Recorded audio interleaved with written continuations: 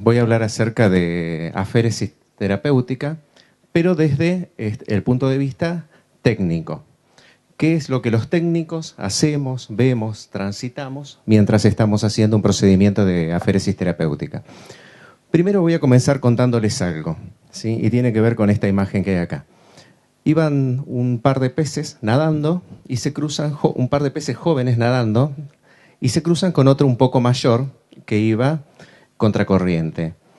Y el pez, con unos años más de experiencia, le pregunta a los dos peces jóvenes: ¿qué tal, muchachos? ¿Cómo está el agua?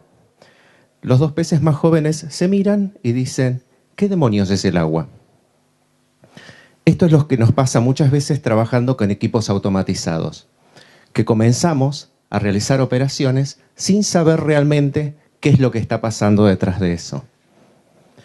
¿Qué significa aféresis? Aféresis es separar, retirar, o viene de una palabra incluso griega, etiológicamente, que significa retirar por la fuerza. Actualmente se utilizan para hacer estos procedimientos separadores celulares que cada vez son más modernos. La finalidad de estos equipos de aféresis puede llegar a ser terapéutica o de recolección, ya sea para transfusiones autólogas u homólogas. ¿Necesitan que me corra?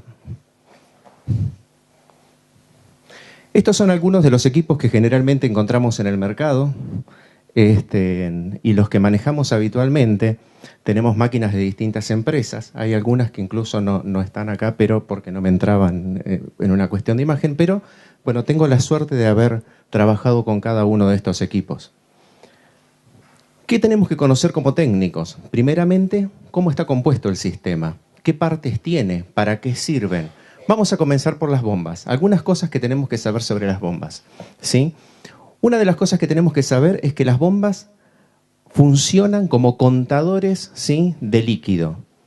Es recomendable que las bombas mantengan una velocidad constante y sobre todo para aquellos procedimientos en los cuales yo estoy recogiendo componentes, como por ejemplo las plaquetas, habitualmente, o en recolecciones de CPH. Las velocidades deben ser constantes y no tenemos que tratar de en que haya variabilidad. La bomba de entrada no solamente extrae sangre y funciona como contador, además tenemos que tener en cuenta que nos está contando el ACD que está entrando, o sea que a la cantidad de sangre que va entrando a la máquina, la bomba de entrada está sumando los mililitros de ACD.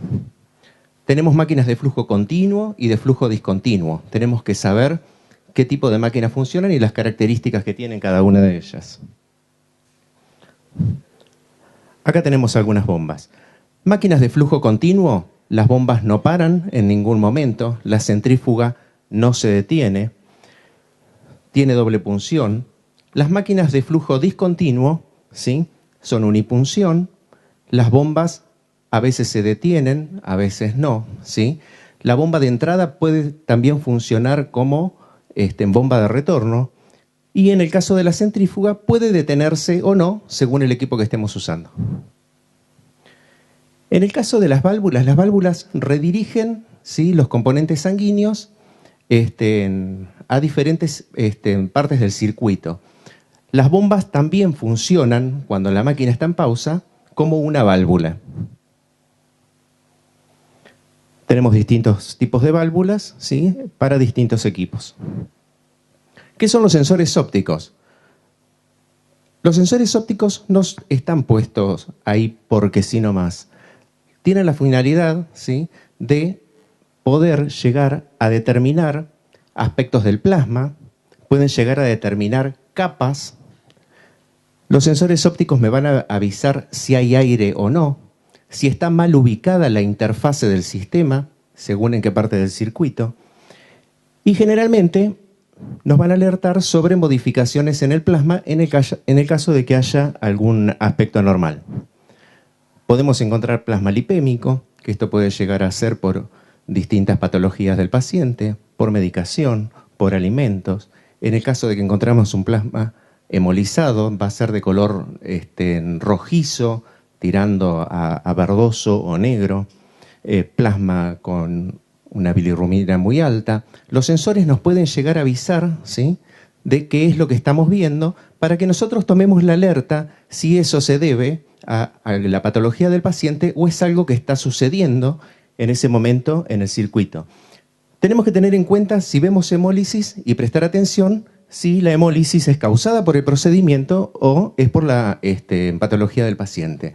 ¿Cómo me doy cuenta si es por la patología del paciente? Si yo tomé una muestra previa, una muestra preanalítica, y observo el sobrenadante del plasma, si tiene el mismo color que lo que yo estoy viendo en la máquina, interpreto que pertenece al paciente. Ahora, si la muestra previa tiene un aspecto normal y lo que yo estoy viendo en el plasma es diferente, puede llegar a ser una hemólisis causada por el procedimiento. ¿Qué debo hacer en este caso? Revisar las tubuladuras, a ver si no hay algún acodamiento, revisar si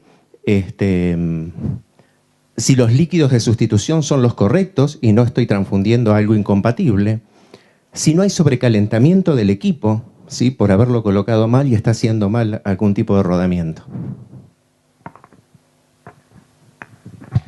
En el caso de las pantallas de menú, nos sirven para no solamente cargar los datos del paciente, los datos que corresponden a si es varón, mujer, los datos del laboratorio, sino que yo también puedo llegar a moverme dentro de lo que está pasando en el programa que yo haya determinado.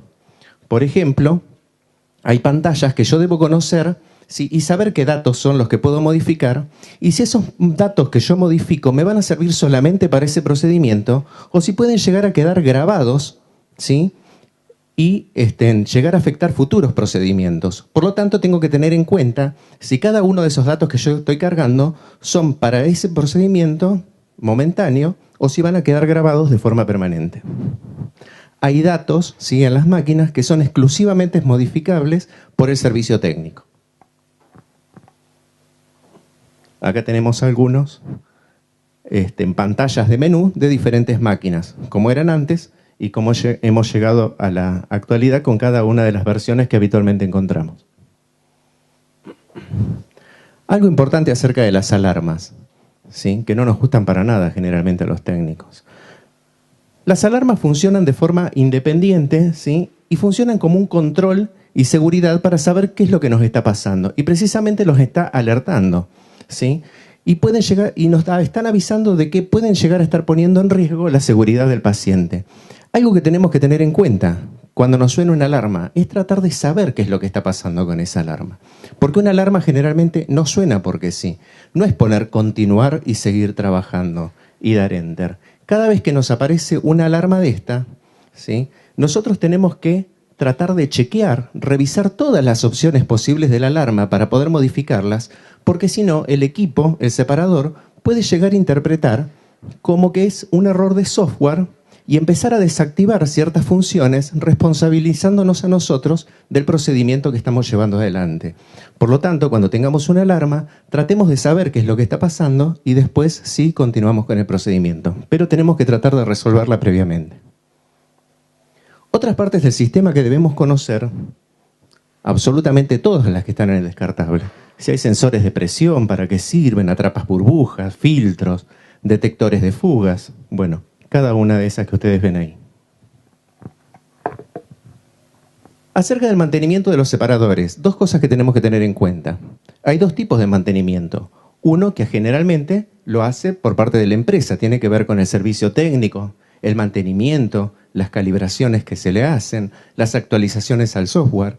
Y otra tiene que ver con el mantenimiento por nuestra parte, que habitualmente lo hacen los técnicos. Y tiene que ver con una limpieza de rutina del equipo y generalmente frente a derrames de sangre. Muchas veces en los servicios de hemoterapia realizan los procedimientos de aféresis en lugares de espacios muy reducidos, con máquinas que se mueven de un lado hacia otro. Y generalmente utilizamos las máquinas como mesa para apoyar las cosas. Y dentro de esa mesa que utilizamos para apoyar las cosas sobre la máquina, muchas veces se nos ocurre derramamiento de líquidos. Bueno, eso puede llegar a hacer que las cosas no funcionen o que, por más de que insistamos en tratar de limpiar ciertas partes del equipo, no logremos limpiarlo como corresponde. Entonces, las máquinas de rutina deben ser limpiadas para que no nos ocurran este tipo de cosas como esa bomba que se llega a ver ahí. Acerca de cuándo comenzar a preparar, ¿sí?, cuándo comenzar a instalar un equipo, ¿qué cosas debemos tener en cuenta? O sea, empiezo antes, espero que el paciente llegue. ¿Cuánto tiempo tengo para preparar un equipo? Habitualmente, ¿sí? Un equipo que yo una vez que abrí el kit, después de haber observado que reúna las condiciones necesarias, una vez que coloco el kit en la máquina, sin haber abierto ningún clamp, colocado ningún líquido de sustitución o solución fisiológica, CD, tengo 24 horas si yo no monté el descartable sobre la máquina. Una vez que el equipo está montado sobre la máquina, ya se considera un circuito abierto. Tengo 4 horas para poder utilizarlo. ¿Qué vamos a tener en cuenta una vez que nosotros realizamos la instalación? Generalmente, observar los equipos, que estén abiertos, que estén todas las tubuladuras bien cerradas, que los tapones estén todos y no falte ninguno, ¿sí?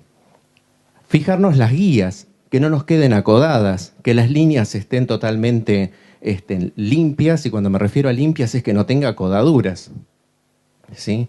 Tener en cuenta las bombas, que hayan calzados bien, ¿sí? Algunos equipos, como en este caso, que tienen en cassette, fijarnos de que el cassette esté bien calzado y que sea correctamente descendido.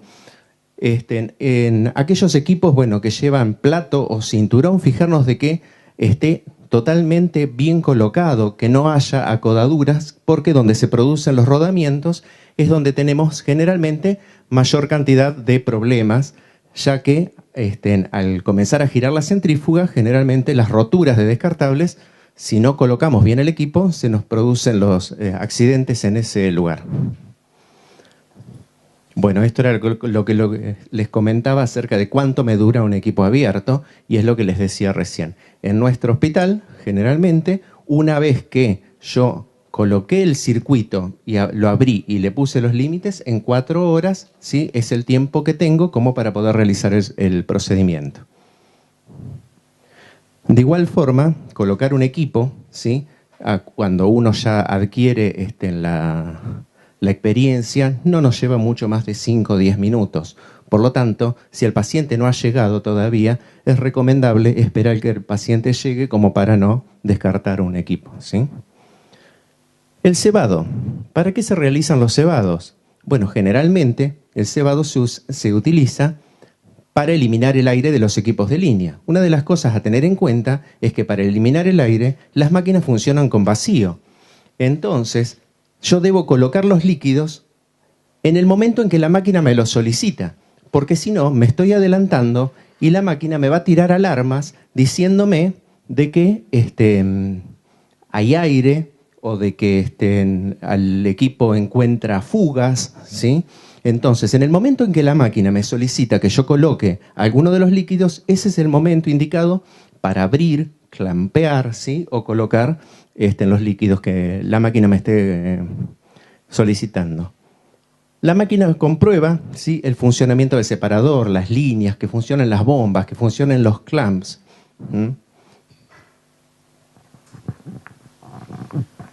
Bueno, y después nos llega la parte de la configuración del procedimiento, ¿sí? Ahí cargamos los datos del paciente, podemos llegar a movernos en pantallas del menú para consultar los parámetros que podamos modificar, ¿sí? Hay datos que podemos llegar a modificar durante el procedimiento. Algunos equipos, depende del procedimiento que estemos haciendo, hay datos que no nos va a permitir modificarlos. Y al terminar el procedimiento, estas pantallas de menú lo que nos van a avisar, ¿sí? Es cuáles son los datos y resultados finales. ¿Qué problemas podemos llegar a tener con los equipos? El error humano, que creo que es el más frecuente, defectos en el equipo o el separador, que generalmente son los que más le echamos las culpas. No quiere decir que sea así, pero generalmente cuando tenemos algún problema con el equipo, lo primero que decimos es problema de la máquina. Anulación del procedimiento, fallo eléctrico, cebado con sangre y roturas del equipo. Voy a hablar de algunos de ellos. ¿Qué nos puede llegar a pasar? En el caso de que, por ejemplo, utilicemos calentadores, olvidarnos de cebar la línea de retorno del calentador de sangre. En el caso de que no coloquemos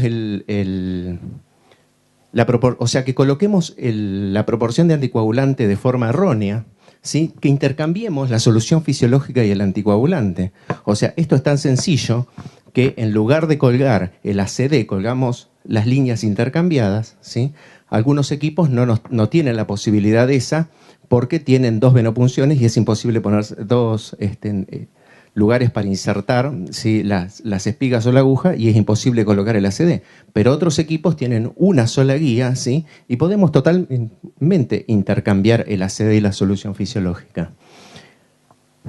Que hagamos una programación errónea, ¿sí?, del procedimiento que vamos a realizar, ¿sí? Bueno, y cargar mal datos del paciente, por ejemplo. Fallo eléctrico. No sé si se les ha pasado alguna vez, pero yo, sí, más de una vez me ha pasado de que estoy con el paciente en pleno procedimiento y se me corta la luz. Bueno, ¿qué puede llegar a pasar? Que alguien por error me desenchufó, pensando que desenchufaba en la terapia la bomba del paciente, me desenchufó la máquina, o que directamente se corte la luz, ¿sí? Bueno, ¿qué pasa? Automáticamente el separador se detiene, la centrífuga se detiene, las bombas se detienen, los clamps automáticamente se cierran para proteger al paciente. ¿Qué puede pasar? Que pierda el procedimiento, si estoy realizando una recolección, ¿sí?, que se me contamine el producto, que no vuelva la luz. ¿Qué debo hacer? Bueno, lo primero es no retirar las vías, abrir las guías de solución fisiológica para que las guías del catéter o lo que yo esté utilizando sigan permeables, no retirarlas, ¿sí?, y tratar de recuperar una vez que vuelve la luz, ¿sí?, y seguir con el procedimiento. Una vez que yo pueda realizar continuar con la realización, ¿sí? Algo interesante sería tratar de realizar en algún momento simulacros sobre esto. Si estoy con un paciente, ¿sí?, le estoy realizando un procedimiento, ¿sí?, ¿qué pasaría si se me corta la luz? ¿Para qué nos va a ayudar eso? ¿Sí? Para saber qué es lo que pasa, qué alarmas me aparecen, ¿sí?, qué es lo que me va a seguir preguntando la máquina.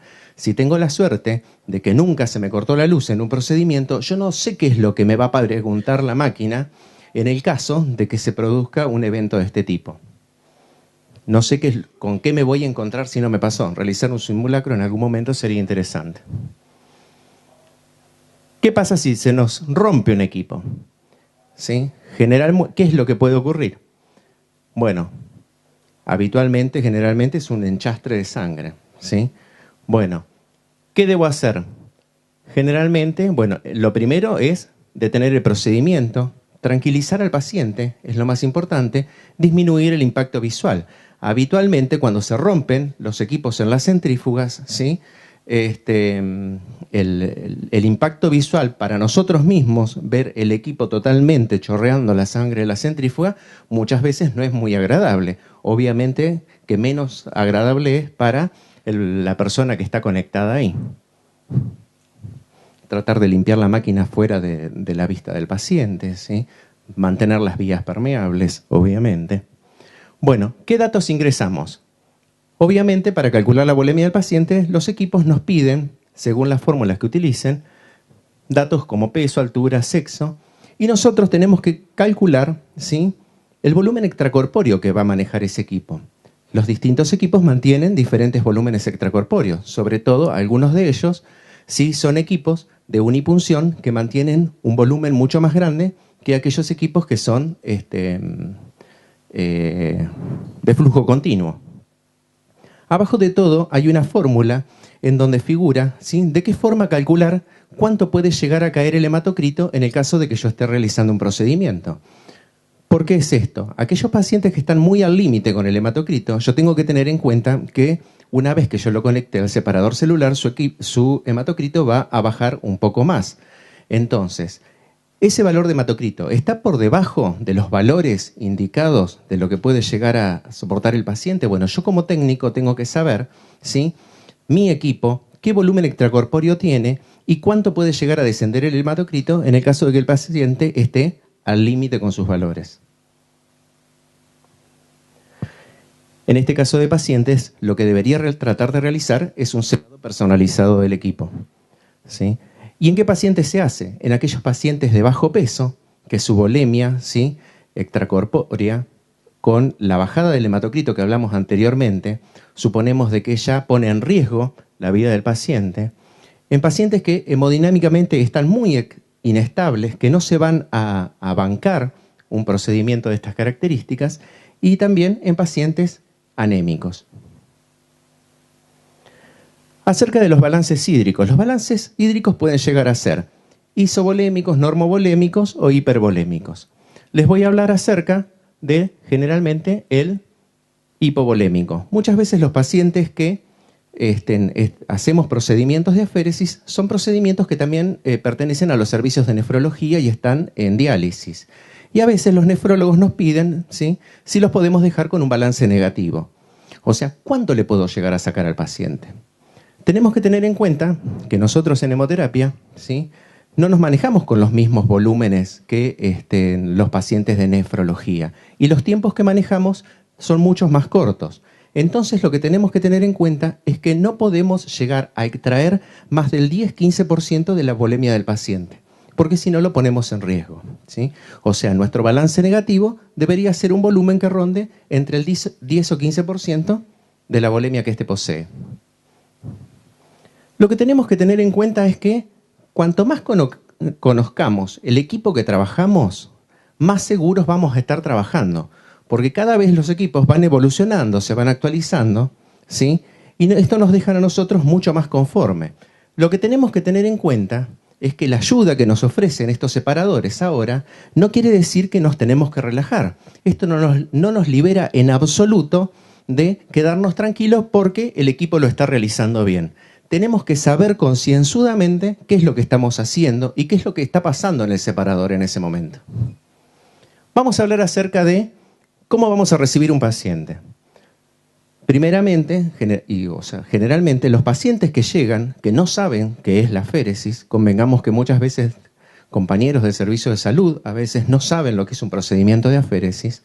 O sea, un paciente ya tiene toda su carga emocional, ¿sí?, de procedimientos, de tratamientos que no están funcionando como corresponden, y de pronto se encuentran con una palabra nueva y desconocida, que es hacer un procedimiento de aféresis. Entonces trataremos de tranquilizarlo, ¿sí?, de explicarle, ¿sí?, tomarle los signos vitales previo al procedimiento. A veces se conectan pacientes y no sabemos ni con qué TA venía, ¿sí?, conectarlo al equipo. Tratar de tomar muestras para tener los valores más cercanos posibles al procedimiento, porque a veces tenemos un laboratorio que es de hace una semana atrás y colocamos esos datos, somos los que volcamos al procedimiento, al equipo. Tenemos que tener en cuenta que es un circuito con circulación extracorpórea y por lo tanto vamos a necesitar de anticoagulación. Ya sabemos que la CD bloquea los iones de calcio y magnesio, ¿sí?, para inhibir los factores de coagulación. Vamos a hablar acerca de la tasa y proporción de anticoagulante.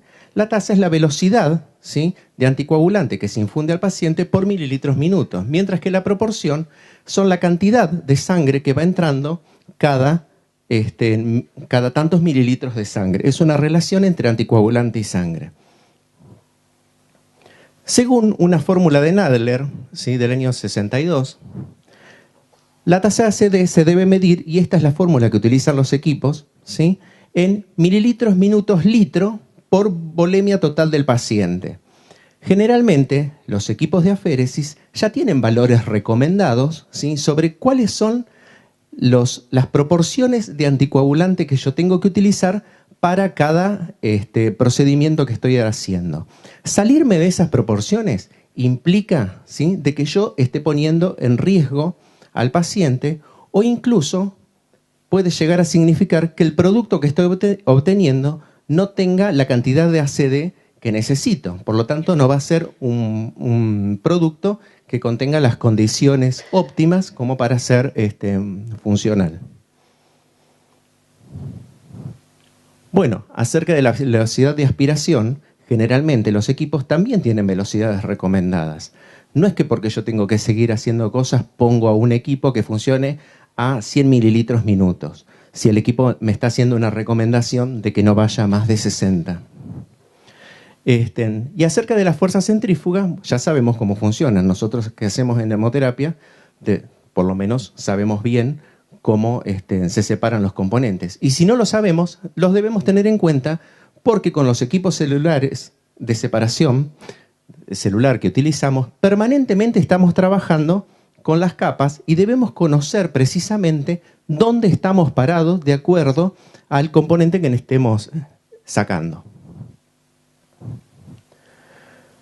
Bueno, en aféresis tenemos que tener en cuenta que hay espacios muy chiquitos donde podemos movernos y que tenemos que conocer muy bien qué es lo que está pasando detrás de cada uno de esos espacios. Si yo me estoy llevando blancos, ¿me estoy llevando blancos o estoy arrastrando también plaquetas?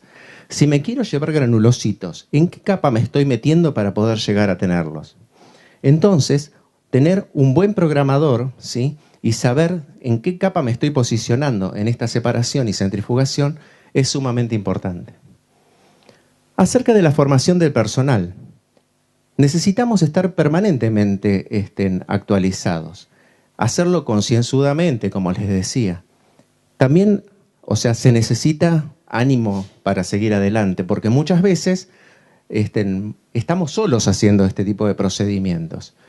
Y de acuerdo a todo lo que les voy contando, pareciera que no van pasando todas estas secuencias desde que conectamos un paciente hasta el momento. Entonces es como que uno tiene que estar en un montón de cosas a la vez. Y eso necesita de un estímulo positivo muchas veces, para no sentirnos por ahí los técnicos tan abandonados frente a un paciente, una máquina, y aunque los médicos generalmente están ahí, presentes, ¿sí?, de distintas disciplinas, porque a veces estamos con pacientes en las terapias, ¿sí?, y está todo el equipo intensivista, ¿sí?, pero el técnico es el responsable de operar la máquina, ¿sí? ¿Cómo nos vamos a manejar con los pacientes de aféresis? Bueno, si pudiésemos conocerlo anteriormente para contar qué es lo que va a pasar durante el procedimiento, ¿sí?, atenderlo en ese momento, verlo después del procedimiento, tratar de contactarlo, saber qué es lo que pasó, ver sus accesos venosos, lo conectamos al separador, perdón.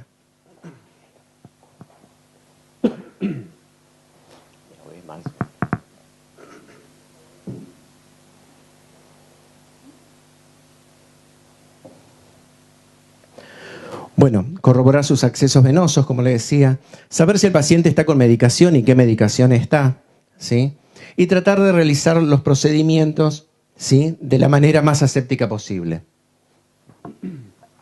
Cuando tenemos un paciente conectado a un servicio de aféresis, a un procedimiento de aféresis, el técnico tiene que estar con dos visiones de forma permanente. Una es acerca del cuidado del paciente, la otra es vigilando qué es lo que está pasando en el separador. En cuanto al paciente, estar tomándole los signos vitales de vez en cuando, saber si se le tomaron muestras previas, si los resultados son los que corresponden y se colocaron a la máquina, estar atento acerca de reacciones adversas posibles, ¿sí?, y mirando el equipo, fijándonos si está funcionando correctamente y si estamos en la posición y en la capa adecuada para realizar el procedimiento. Acerca de los datos que recogimos, bueno, somos bastante malos a veces recogiendo datos. Entonces debemos evaluar, primeramente, qué datos es los que queremos juntar, para qué nos sirve guardarlos, ¿sí?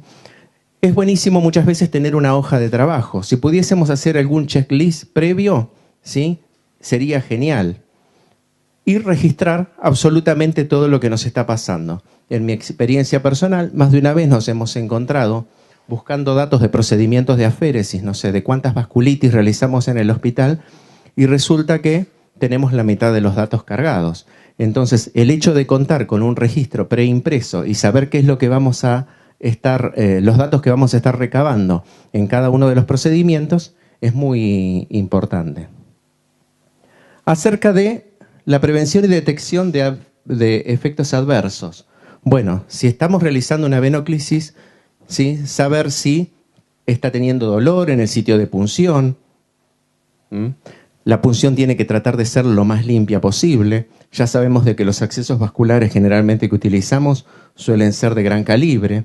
Tratar de que la persona que va a punzar el paciente tenga experiencia, ¿sí? Y al finalizar el proceso, realizar una buena compresión local, ¿sí? Para que el paciente no se vaya con un hematoma a su casa.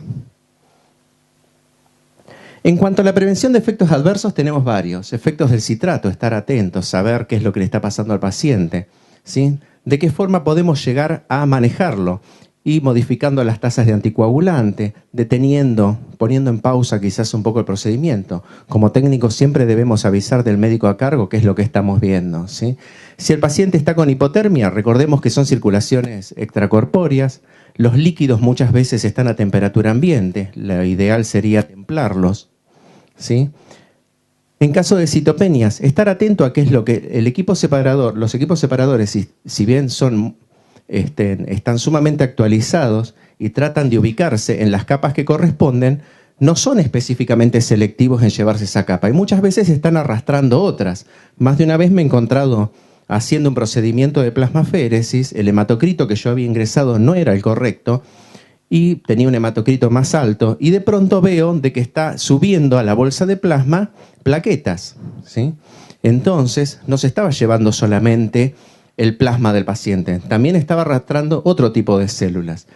Y eso no te salta en una alarma, o sea, muchas veces uno si está atento al equipo lo ve antes de que el separador lo pueda llegar a detectar.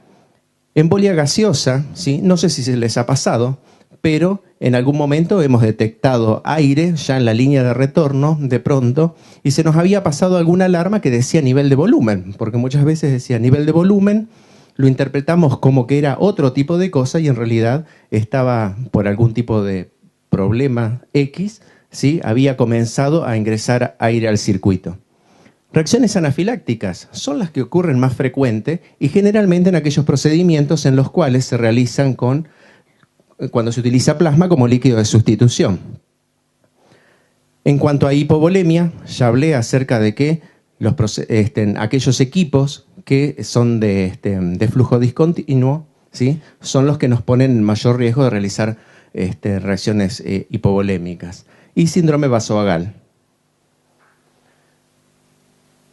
Posterior al procedimiento de aféresis, si vamos a tomar muestras, lo ideal es que no sea inmediata, porque los resultados que nos van a arrojar no van a ser precisamente confiables. Deberíamos esperar por lo menos unas 6 horas como para poder llegar a tener resultados mucho más cercanos a lo que son la realidad. Bueno, realizar compresión en el sitio de punción de la venopuntura, heparinizar el catéter. En cada lugar utilizarán para heparinizar el catéter de acuerdo a las normas institucionales. Nosotros en nuestro hospital generalmente utilizamos 1000 unidades de heparina cada 9 de solución fisiológica y colocamos a cada rama la cantidad de solución de esta heparina diluida, ¿sí? La cantidad que el catéter tiene. Tomar los signos vitales después del procedimiento, ¿sí? Y nos queda, para finalizar, retirar el kit y el mantenimiento del equipo. Acerca de los cuidados del catéter, cada institución tiene un protocolo para el manejo de catéteres. Como técnicos, si los estamos manipulando, lo tenemos que hacer de la forma más limpia posible, ¿sí? Utilizar guantes, campos estériles, si se pueden cambiar los tapones, utilizar barbijos. Bueno, ¿y con qué nos podemos llegar a encontrar? ¿Cuáles son los efectos adversos? Sangrado del catéter, ¿cómo me doy cuenta? Y si yo encuentro que la gasa que lo cubre está manchada con sangre, ¿sí? O si directamente estoy viendo, ¿sí? Que hay algún débito por algún sangrado pericatéter. En el caso de que tenga trombosis el catéter, ¿sí? ¿Cómo me doy cuenta? Cuando yo tengo el paciente conectado a la máquina y el flujo es totalmente negativo, o sea, no puedo extraer nada. ¿Qué debo hacer? O sea, no debo manipular ese catéter como técnico. Tengo que poner en conocimiento al médico de qué es lo que está pasando. Muchas veces sí se toma solución fisiológica y se manda un jeringazo para adentro y que sea lo que deba hacer. Infección del catéter. Como técnicos debemos tener el ojo para poder observarlo, ¿sí? Observar si está enrojecida en la zona de punción, si presenta dolor, si tiene fiebre, para poner en alerta a quien corresponda, ¿sí? Y desinserción del catéter, no sé si les ha pasado alguna vez, pero más de una vez he visto puntos cortados y que con el peso de las guías el catéter comienza a retirarse. ¿Cómo me doy cuenta? Generalmente me va a aparecer aire en la línea de entrada y lo va a detectar el separador. ¿Qué debo hacer? Nunca volver a reinsertar el catéter. Tomar una gasa limpia, estéril, hacer presión y poner en aviso a quien corresponda. Muchos de los pacientes que nosotros manejamos poseen fístulas arteriosvenosas porque son pacientes de nefrología. Bueno, debemos conocer cómo son las fístulas y en este sentido, como técnicos, debemos de amigarnos con la gente de nefrología, que van a ser quienes nos pueden llegar a ayudar y enseñarnos cómo funcionan, cómo punzarlas, ¿sí? ¿Cuál es la fístula arterial? ¿Cuál es la venosa? ¿Sí? Conocerlas, el tipo de guía que hay, ¿sí? El tipo de fístula que tienen, la dirección que éstas poseen, si las agujas van separadas o enfrentadas. Muchas veces los mismos pacientes, si son pacientes que han transcurrido durante años, ¿sí?, de procedimientos de diálisis, muchas veces ellos mismos nos ayudan, ¿sí?, y nos dicen, esta aguja va para este lado, esta va más arriba o más abajo, ¿sí? Para colocar las fístulas arterias venosas, también de la misma forma, medidas lo más asépticas posibles. Verificar, bueno, la entrada y la salida, como les había dicho recién.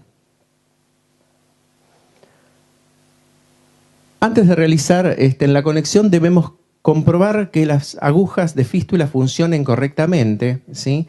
Y en el caso de que no funcionen correctamente, si vamos a movilizarlas, nunca hacerlas con el equipo separador funcionando. Debemos de ponerlo en pausa para poder movilizarlas, ¿sí? Fijarlas bien, porque estas fístulas tienen mucha fuerza y más de una vez son agujas cortas y más de una vez la fuerza de la presión sanguínea expulsa a las agujas, por lo tanto debo fijarlas bien y colocar al paciente su brazo de forma segura y confortable, obviamente. Para retirar las agujas tengo que hacerlo de forma muy cuidadosa, evitando producir desgarros, ¿sí? Y después de esto realizar una buena presión y de forma suave va a ayudar a que deje de sangrar, ¿sí? Convengamos de que son pacientes de que las fístulas, como le decían, algunas tienen mucha fuerza, ¿sí?, y nos cuesta detener los sangrados. ¿Qué le decimos a un paciente después de la féresis? Bueno, que puede hacer vida normal, ¿sí? Y debemos decirle cuáles son las alertas que tiene que tener. En el caso de que el procedimiento se haya realizado por vía periférica, ¿sí?, recomendarle de que no haga fuerza con los brazos en ese día, ¿sí?, y darle cuáles son las pautas de alarma para saber qué es lo que puede llegar a estar pasando. Muchas veces me ha pasado pacientes que se han ido a su casa y comienzan después en su domicilio con reacciones de hipocalcemia, por ejemplo, y el paciente lo interpreta como que le está pasando otra cosa. Bueno, conocer todo esto no es suficiente, también tenemos que aplicarlo, sobre todo teniendo en cuenta que si no podemos dañar al paciente que estamos atendiendo, ¿sí?, a otro paciente más, a nosotros mismos o al producto que estamos obteniendo, ¿sí? Bueno, si bien, o sea, es cierto que los separadores van avanzando, ¿sí?, y que son nuestra herramienta, ¿sí?, no tenemos que olvidarnos de que el protagonista en todo esto siempre es el paciente. Y de todos estos pacientes que nosotros atendamos, va a haber muchos pacientes que realmente no podamos ayudar, ¿sí?, pero no se va a escapar uno solo que no podamos lastimar si no nos manejamos con cuidado. Bueno, muchas gracias.